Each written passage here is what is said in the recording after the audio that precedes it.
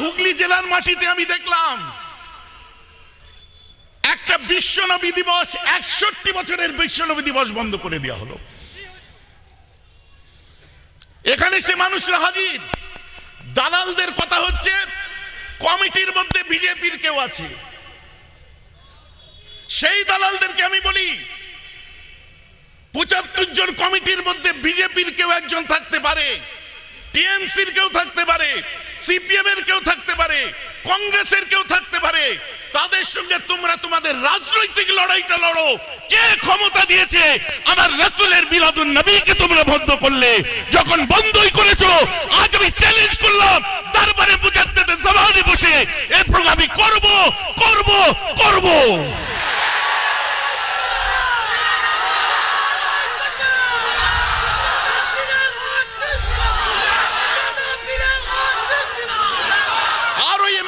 গুলোকে বলে দি, খাস তালুকে তোমার এই আজ কাজ হচ্ছে। জনসন বার্ডস দিয়ে কান চুলকাচ্ছ, চুলকাও। হাঁসের পলক দিয়ে চুলকাচ্ছ, চুলকাও। মুরগির পলক দিয়ে কান চুলকাও, কিন্তু বাঘের লেজ দিয়ে কান চুলকাবার চেষ্টা করবে না। চুপ আছি বলে বুকে কথা বলতে জানি না। বোকা বানিয়ে মুসলমানগুলোকে নিয়ে হো হো করে ঘুরলে, তার পাওনার প্রাপ্তি শিকারের সময় তাদেরকে বুড়ো আঙুল দেখিয়ে দিলে। আর চিৎকার করছে কি এমানুয়েল ম্যাক্রনের বিরোধিতা করতে হবে? নিশ্চয় করি। তসলিমা নাসরিনের বিরোধিতা নিশ্চয় করি। স্যাটেনিক ভার্সেসের বিরোধিতা নিশ্চয় করি। সাথে তোমাদেরকেও ছাড়ি না। তুমি আমার ঘরের হলেও তুমি যাকে যত খাও না কেন, কে তোমায় রুখে দেখি রাসূলের নবী দিবস কায়েম করেই ছাড়বো আমি।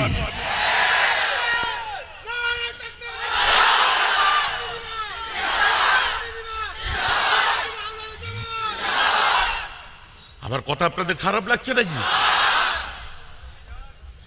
আপনারা ভাবছেন মেহরাব সিদ্দিকী অসুস্থ হয়ে গেছে, বাড়ির ভিতরে বসে গেছে। এখন একজন আছে, সবাই মিলে চেপে ধরি। মাওলানা সমাজ, মৌলবি সাহেব সমাজ, হুজুরের দল, উঠতি মোবাল্লেগের দল, আমিরের দল, নেতার দল। আজ আমি পরিষ্কার ভাষায় একটা কথা বলে দিচ্ছি। ফার্সিতে একটা কথা আছে যার বঙ্গ অনুবাদ হচ্ছে এটাই, সব জঙ্গলকে ফাঁকা ভেবো না, হতে পারে সেই জঙ্গলের মধ্যে বাঘ লুকিয়ে বসে আছে। আমি জানি ভুল হতে পারে ওর, মানুষ মাত্র ভুল হতে পারে আমার, মানুষ মাত্র ভুল। কিন্তু আপনার উচিত আপনার সন্তান যে ভুলটা করবে, সেই ভুলটাকে আমি আমার বাড়ির ভেতরে ডেকে আমার ছেলেকে বুঝাবো, স্টেজে উঠে নয়।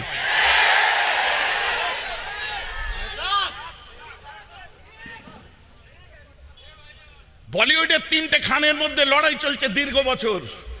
কোনদিন লাইমলাইটে দেখেছেন? আমি বক্তব্য দিচ্ছি, ভাই ভাই মিল বিলাপ করো, বাপ বেটাই মিল বিলাপ করো, বন্ধু বন্ধু কাঁধে কাঁধ মিলিয়ে থাকো। আমার ভাই ভাই মিল নেই, আমার বাপ বেটাই মিল নেই, আমার আত্মীয় স্বজনে মিল নেই। ভাষণ দিয়ে শুধু গলাবাজি করে 1,500 টাকা খরচায় 20,000 টাকা ইনকাম করে কোনো লাভ নেই। আপনি বলবেন এ কথা বলতে আপনারা কেন বলছেন? এই জন্যই বলছি, আমার যত মুরব্বী থেকে ছোট পর্যন্ত বাপ চাচা ভাইরা আছে, প্রত্যেকের জুতোর ধুলো আমার মাথার উপরে রাখি। কিন্তু আমি নীতি যেটা মেনে চলি, ওটা আমার আব্বার নীতি মেনে চলি না, ওটা আমার দাদুর নীতি মেনে চলি না, 5 হুজুরের নীতি মেনে চলি না, আমার বড় আব্বার নীতি মেনে চলি না। আমার বড় আব্বা আমার মুরব্বীরা, আমার দাদুরা যে নীতি মেনে চলেছে, আমি ভালো সবাইকে বাসি, নীতি কেবলমাত্র একমাত্র বঙ্গপুত্র আবু বকরের মেনে চলি।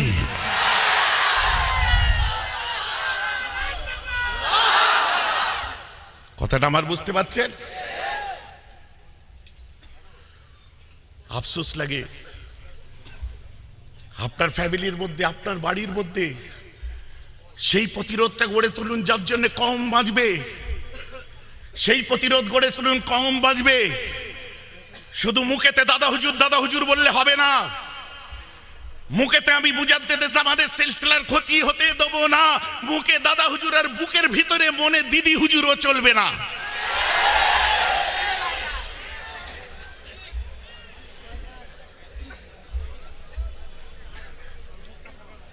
ও আমি বরদাস্ত করব না। ভেবেছিলাম আর জলসা জুলুস করব না, আর ময়দানে নামবো না। আব্বাস আছে সামলাবে, মেনাজ আছে সামলাবে, আমার ছোট ভাইরা আছে করবে, আর আমি ময়দানে নামবো না। কিন্তু আজ আমি আপনাদের সামনে ওয়াদা করলাম, আবার আমি আমার সেই পুরনো 2007-কে ফিরিয়ে আনবো, 2009-কে ফিরিয়ে আনবো, 2010 ফিরিয়ে আনবো, আবার ময়দানে নামবো।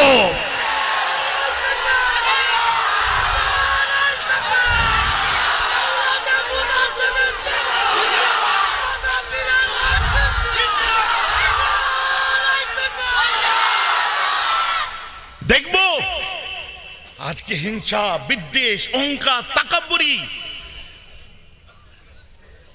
আজকে আমার সিলসিলার মানুষগুলোকে যখন মৌখালীর ওখানে ওই যে কোনা এক্সপ্রেসওয়ের উপরে আক্রমণ করে দিল, ও তো আব্বাসের লোককে আক্রমণ করলো, ও তো মেহরাবের লোককে আক্রমণ করলো। যখন ওখানে আপনার আক্রমণ করলো, ও তো অমুককে আক্রমণ করলো। বলছে পার্টি করতে গেলে তো মার খেতেই হয়, পার্টি করতে গেলে তো মার খেতেই হয়। তো সেই কথাটা মনে ছিল না 2009 সালে? মনে ছিল না ভাঙড়ে 7টা উইকেট মুসলমানের পড়েছিল? মনে ছিল না 2010-এর কথা? মনে পড়লো না 2011 সেই আনন্দবাজার পত্রিকার ফার্স্ট পেজ দাবি করলো যে আমরা ফিরে আসার বলে মেহরাব সিদ্দিকীর মতো একটা পীরজাদার নাম ডাইরেক্ট বলে দিল? তখন মনে ছিল না যে রাজনীতি করতে নেই? আমি জানি মুজাদ্দেদে জামানের ধুলো তোলা হচ্ছে। দাদা হুজুর করেছেন, দাদা হুজুর করেননি, তার ব্যক্তিগতভাবে সে করছে, আমি বলে দিচ্ছি। এবারে বলুন অধিকার আছে না নেই? বলবেন রেজাল্ট কি হয় দেখা যাবে, রেজাল্ট কি হয় দেখা যাবে। আমরা ভেবেই নিয়েছি রেজাল্ট খারাপ হবে, যান মেনে নিলাম, হাসুন কিছুদিন। ওকে বলবো মেনেই নাও রেজাল্ট খারাপ হবে, হাসুন কিছুদিন। কিন্তু 34 বছর ধরে রেজাল্ট খারাপ করেছিল তৃণমূল কংগ্রেস, কিন্তু বামফ্রন্টের ভয় ছিল ওরা 34 বছর হারলেও পেছনে তাড়া করার কেউ আছে। কথাটা আমার বুঝতে পারছেন না? এটা মাটির পুতুল হিসেবে খেলা করছে। তো এদেরকেও বুঝিয়ে দিই যে 12, 10 বছর, 11 বছর, 15 বছর ধরে রাজত্ব করো, তোমার প্রজেক্ট শেষ করো, কিন্তু আগামী দিনে মাথায় রেখে দিও তোমাদের তারা করার জন্য নবী মুহাম্মদের উম্মত গুলো তৈরি আছে।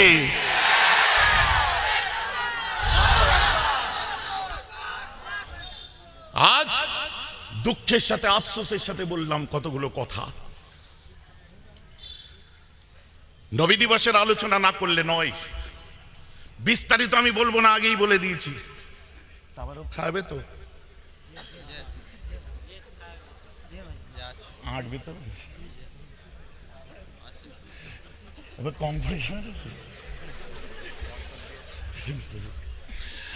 আমার কথা বুঝতে পারছেন? বাইকে ছেড়ে দাও, যাবে ওখানে অফিসে বসে। আমার কথা আপনারা বুঝতে পারছেন? কারণ আমরা সেই নীতি, সেই আদর্শতে বিশ্বাস করি। একবার তাকবীর দিন, নারে তাকবীর। গলার আওয়াজ নেই খামাখা, দাঁড়ানো মানুষ সবাই মিলে বলুন নারে তাকবীর, নারে তাকবীর। সিলসিলা হক মুজাদ্দিদে জামান, সিলসিলা হক মুজাদ্দিদে জামান। আমাদের সকলের প্রিয় আওলাদে মুজাদ্দিদে জামান, আমাদের সকলের প্রিয় ছোট ভাই আব্বাস সিদ্দিকী। নারে তাকবীর। আওয়াজটা যেন বুকের মধ্যে কন কন কন কন করে।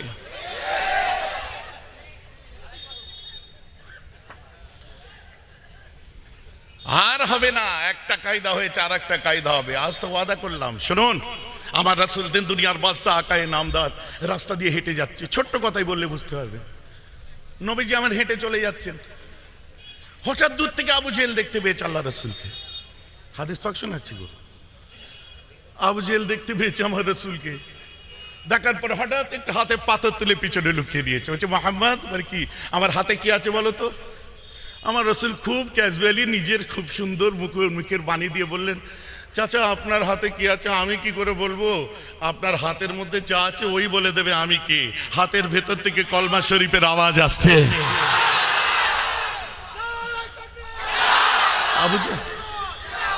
আবু জেহেল মেনে নিল?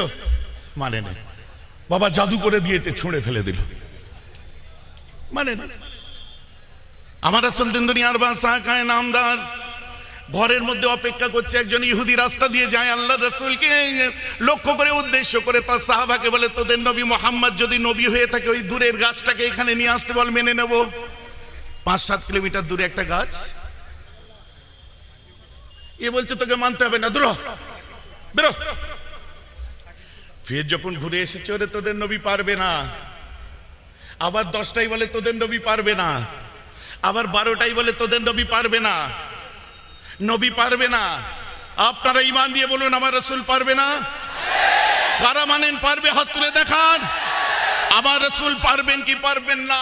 খুব সুন্দরভাবে বাইরে বার হয়ে এসে আমার রাসূল বলেন, রে আমার ভক্তদের কেন ডিস্টার্ব করছো, কি ব্যাপার বলো তো? তুমি নবী হয়েছো, প্রবলেম কি তোমার? ওই গাছটা এখানে ডাকো তো। শোনো, আমায় ডাকতে হবে না, ওই গাছটাকে যে আমি মোহাম্মদ আমার নামটা বলে দাও, গাছ চলে আসবে। এটা কি হলো? নাম বললে গাছ চলে আসবে? যদি না আসে, মনে মনে ঠিক করছে গাছ তো আসবেই না। ওদের কাবিলার সরদার বলেছে যে হযরত মুহাম্মদকে যদি তুমি মারতে পারো বা শাস্তি দিতে পারো, তোমাকে আমি অনেক পয়সা দেবো, মালামাল হয়ে যাবে। পয়সার লেনদেন সব জায়গায় আছে। আবার হাসে। আমি না হাদিস শোনাবো না? হাদিস শোনাচ্ছি রে বাবা, লেনদেন সব জায়গায় আছে। চলে গেল, বুঝে থাকো আমি যাচ্ছি কিন্তু। বলে হ্যাঁ, গাছ আসবে না, ঠিক আছে। মরুত্তপ্ত রৌদ্রে নবীজির কথা শুনে হাঁটতে হাঁটতে হাঁটতে হাঁটতে সেই পর্যন্ত গেছে। 5-7 কিলোমিটার যে গাছের নিচে দাঁড়িয়েছে, দাঁড়াবার পরে গাছের দিকে তাকিয়ে বলছে, এবারে বলি, হ্যাঁ, এই গাছ তোমাকে মোহাম্মদে আরবি ডেকেছে। গাছটা একবার ঝাড়া মেরে উঠেছে, ঝাড়া মেরে উঠেছে। একবার ঝাড়া বেরেই ঠান্ডা। বলছি চলো আরেকবার বলা যাক। আবার বলেছে, ইয়া আইয়ুহাশ শাজার আন্না, মোহাম্মদ তোমায় ডেকেছে। আবার ঝাড়া বেড়েছে। গাছ চলবে না, কামাকায় টাইম নষ্ট। আমি যে শাস্তি দিই, আমার কাজ, আমার মিশনটা আমি কমপ্লিট করি, আমার পেমেন্ট আমি দিয়ে দিই। মিশন কমপ্লিট করতে হবে, হাদিস পাক বলছেন। যে বারে বারে 3 বার, আর একবার বলে দেখা যাক। পাসওয়ার্ড সেট হয়ে গেছে। ওই 3 বার বললেই কিন্তু গাছ চলবে। দ্বিতীয়বার যখন ওই গাছের নিচে যে দাঁড়িয়ে বলে, ইয়া আইয়ুহাশ শাজার আন্না মুহাম্মাদান ইয়াদুকা, এই গাছ তোমাকে মুহাম্মদে আরবি ডাক দিয়েছে। এই সময় গাছটা আর ঝাড়া মেরে ওঠে না, বরং একবার বাঁদিকে শুয়ে পড়ে, একবার ডান দিকে শুয়ে পড়ে, একবার পিছিয়ে যায়, নিজের শেকড়গুলোকে ছিঁড়তে আরম্ভ করে। এরপরে ওই গাছটা আরবের জমিনকে ফাড়তে ফাড়তে সোজা এসে আমার রাসূলের কদমে সিজদায় পড়ে যায়।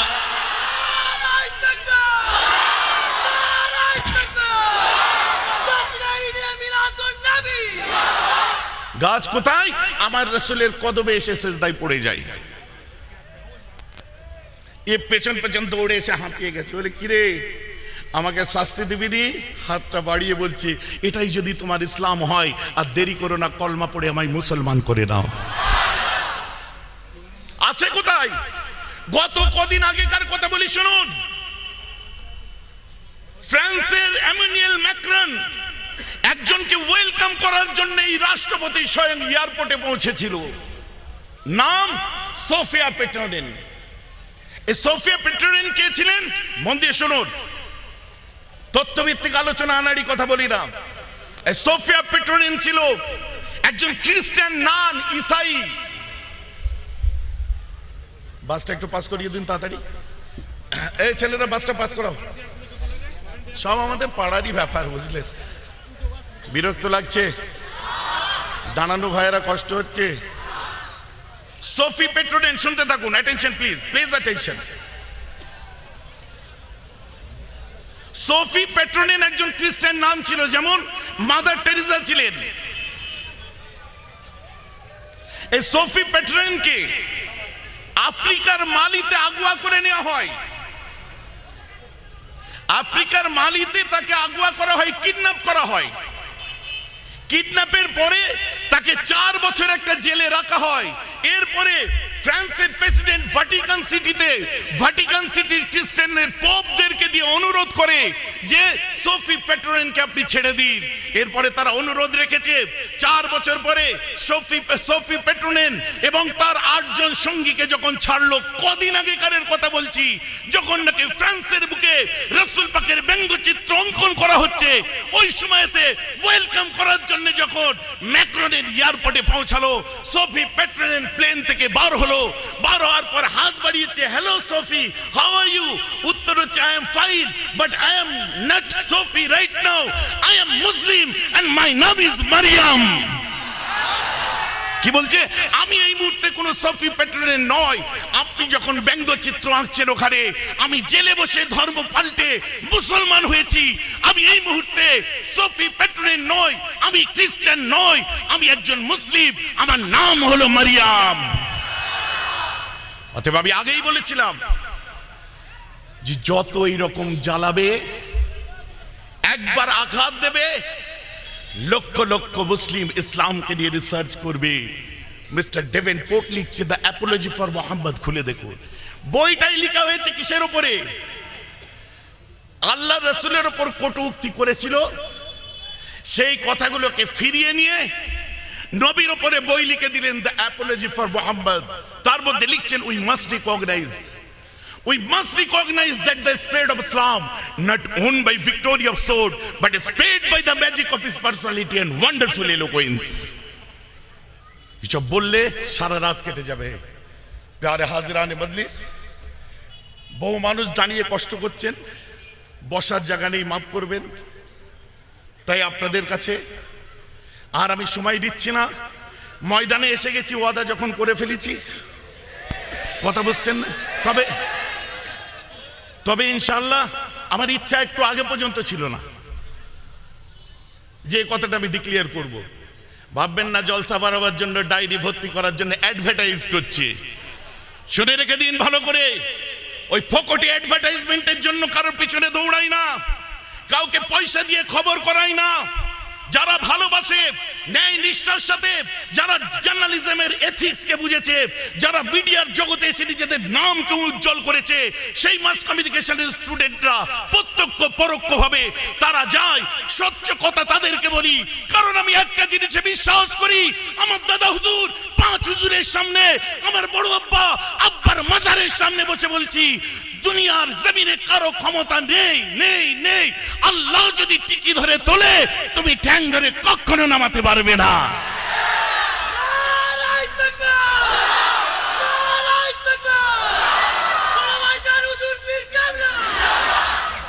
আল্লাহ যদি টিকি ধরে তোলে, তুমি ঠ্যাং ধরে টেনে কচু হবে। 4 বছর তো ময়দানে নেই, ভুলে গেছে লোক। কিছু করতে হয়েছে, সংগঠন নিয়ে ব্যস্ত দেখেছি। যাই হোক, আর বাড়ছি না, আপনাদের আর কষ্ট দেবো না।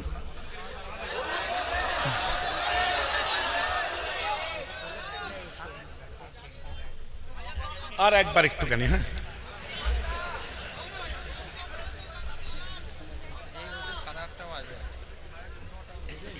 যাবেন? 8টা বাজে, আমার ঘড়ি নেই।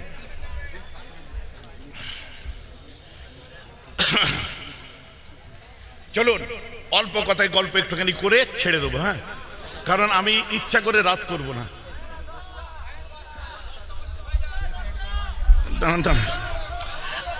দম বিশ্বাসটা নিতে দে রে ভাই।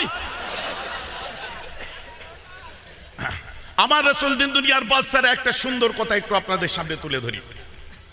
নবী দিবস একটু নিছক নবী দিবস হয়ে যাক, একটু সাহাবের খাতায় নাম লিখিয়ে নি।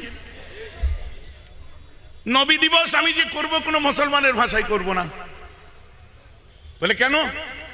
আরে মজার ব্যাপার তো এখানেই। আমার রাসূলকে আল্লাহ এমন একটা নিয়ামত করেছিলেন, যারা নবী দিবসের ময়দানে দাঁড়িয়ে কষ্ট করছেন এবং যারা বসেছেন, আল্লাহ উভয়কে কবুল করে দিয়েছে। যদি বলেন কেন? আল্লাহর রাসূলের এই মিলাদুন নবীতে যারা খুশি করেছে, আনন্দ করেছে, আমার এই বাচ্চাগুলো থেকে আরম্ভ করে আমার নিজের পাড়ার, বুঝলেন, আমার ছোট ছোট ভাইপোরা আছে, এর মধ্যে আমার ছোট ভাইয়েরা আছে, বড় ভাইয়েরা আছে, চাচারা আছে, আত্মীয় স্বজন আছে, তারা আজকে খুশি করে ঈদ ও মিলাদুন নবী করেছে। সাথে সাথে একদিকে আনন্দ, আর অপরদিকে ক্ষোভকে উগরে দেওয়ার জন্য একটা ময়দান করেছে। আর সেই ময়দানে হাজির হয়েছেন আপনারা, যারা ওয়াদা করে নেমেছে। কত হুঙ্কার এসেছে আপনাদের বিরুদ্ধে, কত রকমের আপনাদেরকে হুমকি দেওয়া হয়েছে, কত রকম ভাবে আপনাদেরকে হ্যারাস করার চেষ্টা করা হয়েছে। কত গণমাধ্যম এখানে সাংবাদিকরা বসে আছে যাদের পিঠেতে এখনো যদি গেঞ্জিগুলো খুলে দেখি তো পিঠে ওই কাঁচ দিয়ে আর অন্যান্য জায়গার মারের দাগ খুঁজে পাবেন। কিন্তু তাও তারা ভুলে যায়নি। শত শত মিডিয়া আজ এখানে দাঁড়িয়ে আছে, আবার ট্যাপ করার কথা আছে। এই ভাষাটা ট্যাব না ট্যাপ কি আমি তো গুলিয়ে ফেলছি, আর একটু পড়াশোনা আমায় করতে হবে।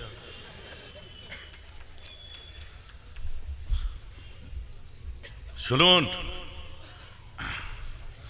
পুঁটি মাছ ধরা বড়শি দিয়ে যেন বোয়াল মাছ ধরতে যাবেন না।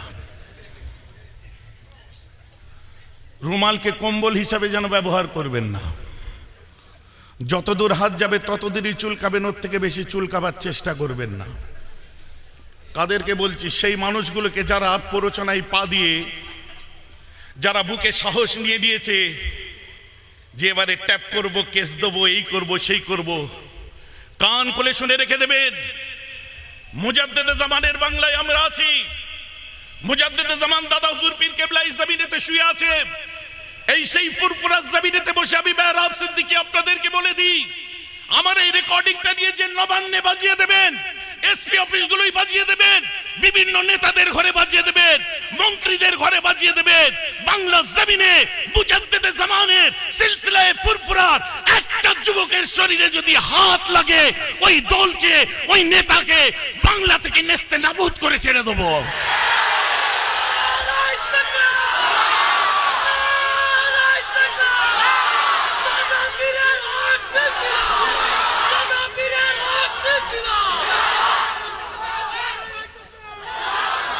আর সেইগুলোকে চিহ্নিত করে রেখে দিন যারা ফড়ং ফড়ং ফড়ং ফড়ং এদিকে ওদিকে বসে বসে করে। 14 বছর চুপ করে বসেছিলাম, বরদাস্ত করেছি, আর চুপ করে বসে থাকবো না। ওই পলিটিক্যাল ছেলেগুলোকে বলে দিই, ওই রাজনীতির মানুষগুলোকে বলে দিই, ওই নেতাগুলোকে বলে দিই, ওই লিডারগুলোকে বলে দিই, ওই চাটুকারগুলোকে বলে দিই, এবারে যদি ময়দানে আসো, মেহরাব সিদ্দিকী ইটের জবাব পাথর দিয়ে দেবে।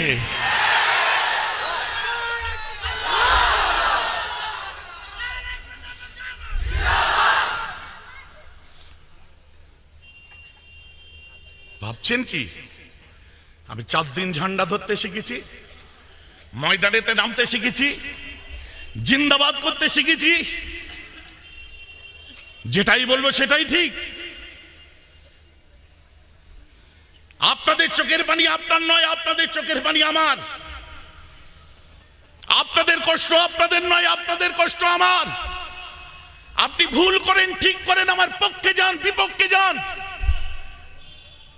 আমার বিরুদ্ধে কথা বলেন, সম্পূর্ণ আমার বিরোধিতা করতে থাকুন। সঠিক মুজাদ্দেদে জামানের যদি আওলাদ হই, প্রকৃত যদি কুরাইশ খানদানের খুন শরীরে থাকে, আপনি আমার দুশমন হলেও আপনার জন্য বদদুয়া নয়, আপনার জন্য দোয়া চাওয়াটাই পীর সাহেবদের কাজ। কথা ঠিক বলছি না ভুল বলছি? আজকে আদর্শ ভুলে গেলে হয়ে গেল। যারা এই স্রোতের বিরুদ্ধে সাঁতার কেটে বিভ্রান্তমূলক কথাবার্তা বলে, যে যে লেভেলেরই হোক, যে যে ধরনেরই নেতা হোক, লিডার হোক, বিচ্ছিন্ন করে দিন জনগণের কাছ থেকে তাদেরকে। কারণ আপনারাই লাঠি ধরেছিলেন পার্টিকে জিতাবার জন্য, বম প্রথম আপনারাই চালিয়েছিলেন, বন্দুক প্রথমে আপনারাই ধরেছিলেন, লড়াই করার জন্য আপনাদেরকেই ব্যবহার করা হয়েছে। আপনারা লড়াই করেছেন, আপনারা মার খেয়েছেন, আপনারা লাঠিচার্জ হয়েছে, বাড়িতে আগুন লাগিয়েছে, মাথা ফাটিয়ে দিয়েছে, হসপিটালে ভর্তি করেছে। ওদের কানে বাজিয়ে দিন কথাটা, যারা মার খেতেও জানে ওরা মারতেও জানে। কিন্তু সে মার ব্যালটের মার হবে, সে মার গণতন্ত্রের মার হবে, সে মার রাজনৈতিক মার হবে, সে মার ইটের জবাব পাথর দিয়ে দেওয়া হবে।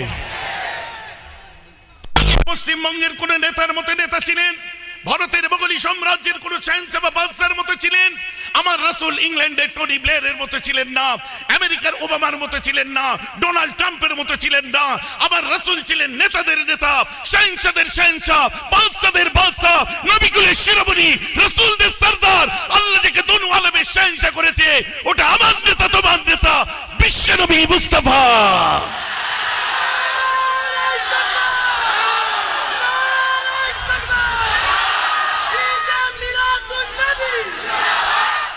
তার উপর দরুদের আওয়াজ তুলছেন। নেতারা বারণ করেছে নাকি?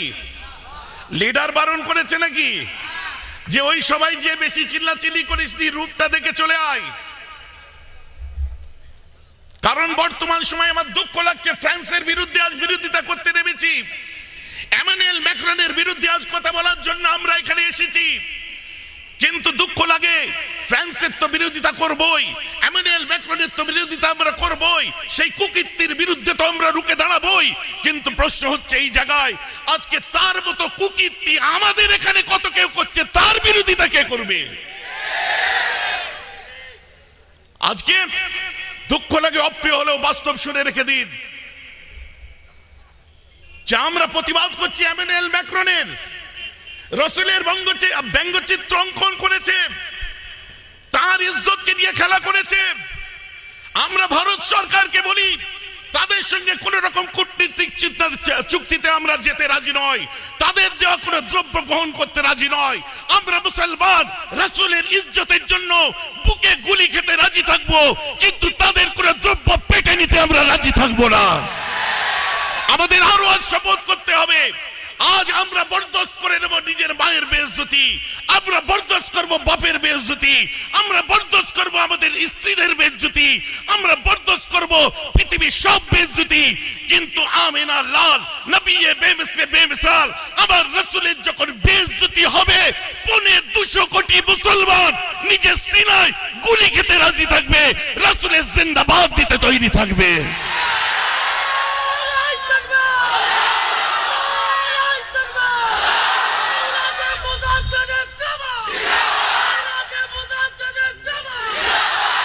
আফসোস আমার কোথায় জানেন? যতক্ষণ পর্যন্ত রাসূলের এই বারবার হয়েছে, এগুলো ক্ষণে ক্ষণে সময় সময় এগুলো হয়েছে, এটা আজ প্রথম নয়, দীর্ঘদিন ধরে চলে আসছে। নূরে হক শম্মে ইলাহি কো বুঝা সকতে হ্যায় কোন? প্রথম থেকে বলি, नूरे हक शम्मे इलाही को बुझा सकते हैं कौन? जिसका हामी हो खुदा उसे मिटा सकते हैं कौन? फानूस बन के जिसकी हिफाजत हवा करे, फानूस बन के जिसकी हिफाजत हवा करे, ओ शमा क्या बुझेगी जिसे रोशन मेरे खुदा करे। কোথায় আপনি কি করছেন? দুঃখ লাগে কি জানেন? গত রবিবার করোনার ধোঁয়া তুলে দিয়ে